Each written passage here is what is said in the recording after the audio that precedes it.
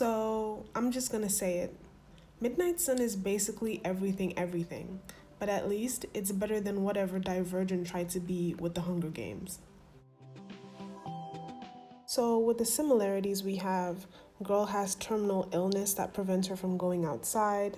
Then we have girl who crushes on a boy from her window. And then, of course, we have the single parent who tries to warn their kid from falling in love and getting into a relationship that could actually cost them their life. So, the only real difference between these two movies is how it ends. So, luckily, today we're going to be talking about Midnight Sun. But putting such obvious similarities aside, Midnight Sun is pretty bland. It doesn't have a unique story, seeing as it's the retelling of the original Japanese TV show version, so it's not exactly a new or interesting concept. Its main characters behave like most young adult characters are supposed to act. They meet, and only after a brief time, they're so deeply in love and are willing to abandon everything just to make out on a boat. So, Bella Thorne has a rare and real skin condition called XP, but it's a movie, so the disease is not accurately portrayed because in real life, your skin is supposed to dry up and peel. But in the movie, she just becomes pale because it's more aesthetically pleasing. So, as you would expect, she's homeschooled, but she does have a spunky, sarcastic best friend and a loving dad. And at night, she goes out to sing and perform on her guitar.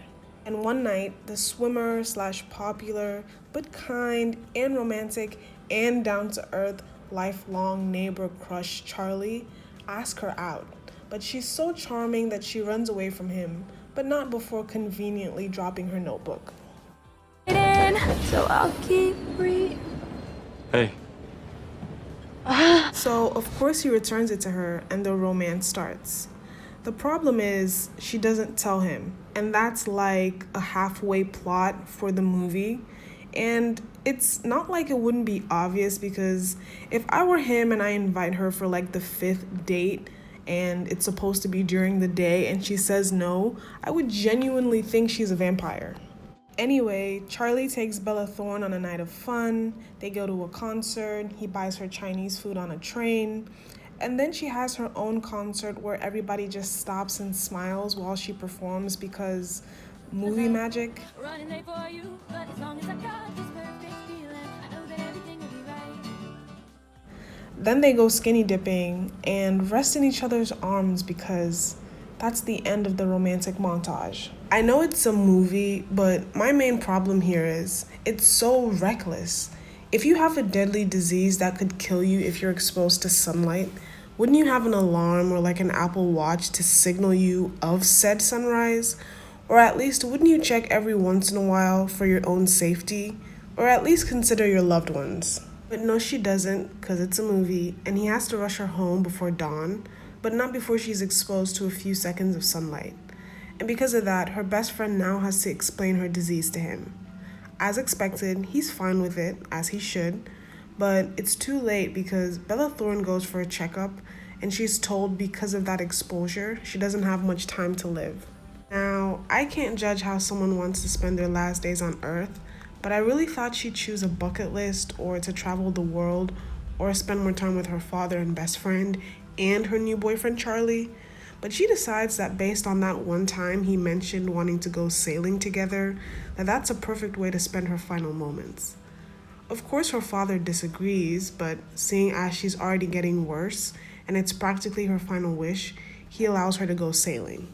Now, I know that the movie was coming to an end, so they needed to reach the conclusion that fits with how the story was being told, but they didn't have to go sailing during the day. No, really.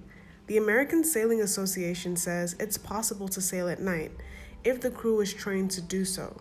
So if that was a wish of hers to make him happy or live out an infinite fantasy, they could have easily set that up. But no, they just had to have a sad, quotable ending that basically follows how The Fault in Our Stars ended, where the person leaves behind a letter for their romantic partner to read and for the audience to feel part of something personal, bigger, and infinite between the main characters. So of course, she chooses to die in his arms with her dad and best friend watching, and in my opinion, in horror as she dies in his arms. Can you imagine how horribly awkward and heartbreaking it's gonna be for them to receive her body once they come back to shore?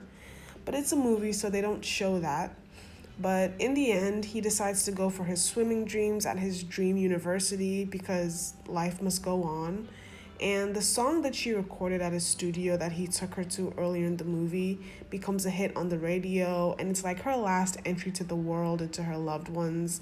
And she also leaves him a final message in her notebook, like The Fault in Our Stars, which tells him to look up at the sun if he needs her.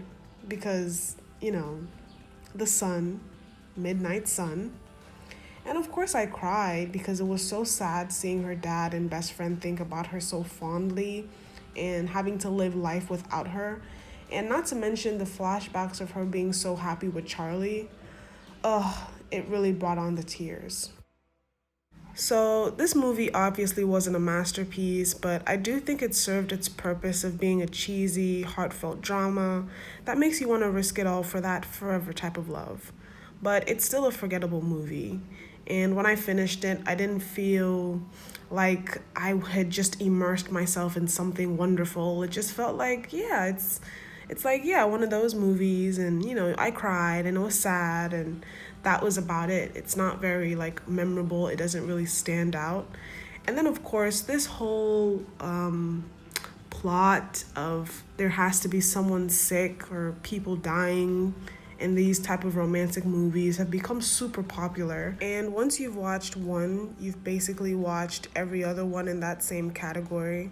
And for this particular movie, I just felt like I could guess what was going to happen, and the characters made it super easy as well.